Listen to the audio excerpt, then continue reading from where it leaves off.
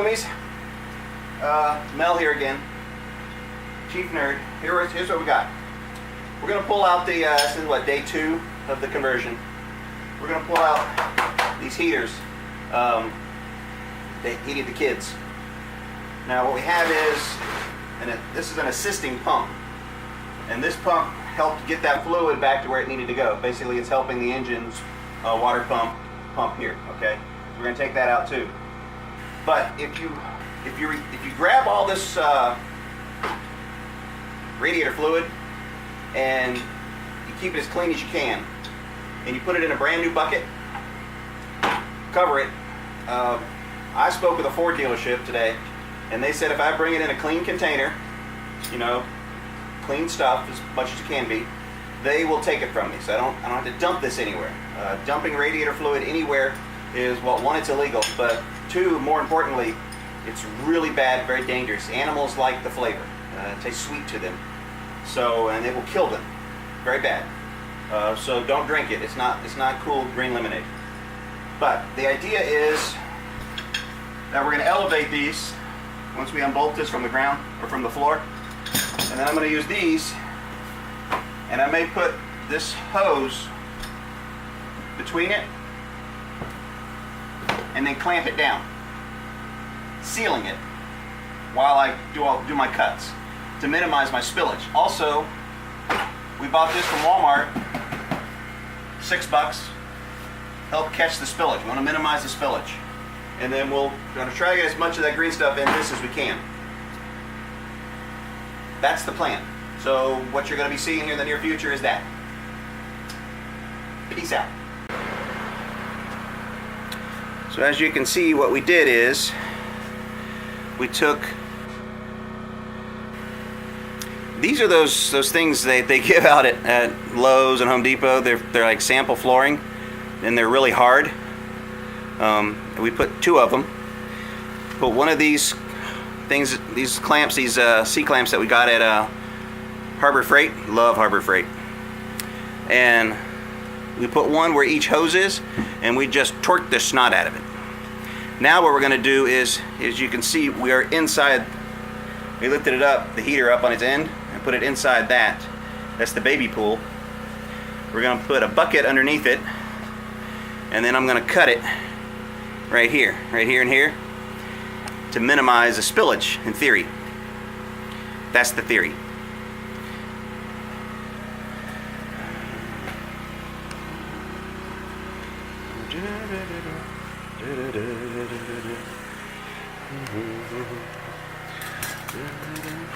Best laid plans of mice and me. Hey babe, I pushed a button. Now, when we're doing this, the engine's been off overnight. The last time it was turned on was yesterday morning. So it needs to be really, really, really cold. My glasses out there, can I have? They're on the tailgate.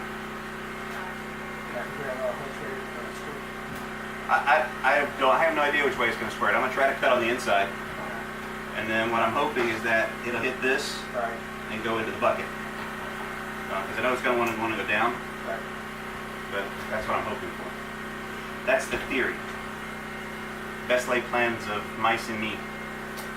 Thanks, beautiful. Wow, we get to use big words today. Theory. Yeah. Yeah, my wife spent all night teaching me that word.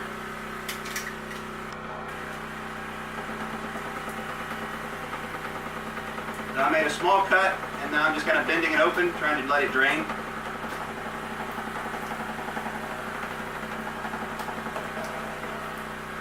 Alrighty. Now I'll cut the other one and do the same thing.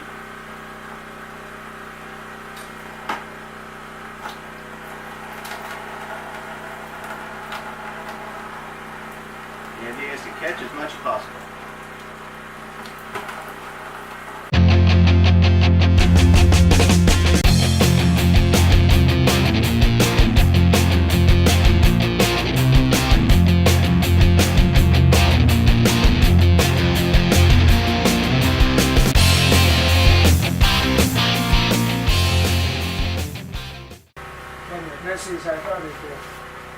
And that's it, that's one down. We're just going to repeat that. I'm not going to show you both, that's kind of redundant. And then the hose, when we get to where we're going to clamp off the hose and reroute it so that the horseshoes back around itself, going back to the cycle through the engine. And again, as everybody else has said in all the other videos, it's the same rule. You want to keep the defrost for the driver, for the windshield working. In order to do that, you just loop this to itself, just not 20 feet back. We're going to do it way up there so that the defrost keeps working. Are you sure? You don't want to do it all the way back there? No! So, peace out, my homies. So, this is how you safely remove the cushion from the metal part of the school bus chairs. There's going to be a hem here. It's not really a hem, it's used with staples. But the easiest thing to do is right here. You'll just take your blade.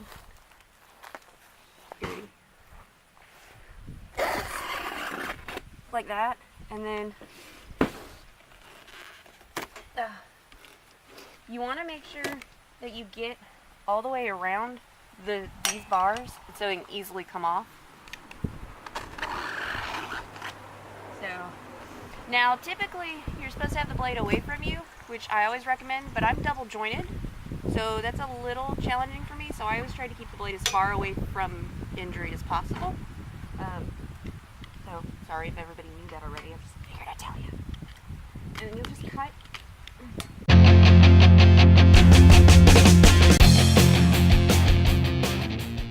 Now there is this piece of wood here, so when you cut it, this is still going to be on there. You can take it off later. That's what we're doing, just to kind of, because it's hot out. And then you just roll it over.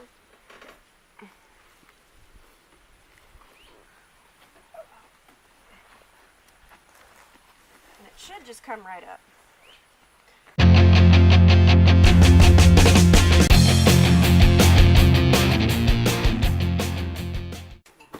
It's literally that hard.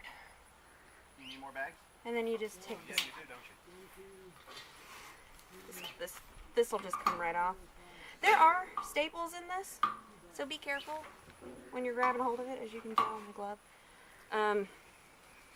So yeah, on this episode of Safety in Chairs,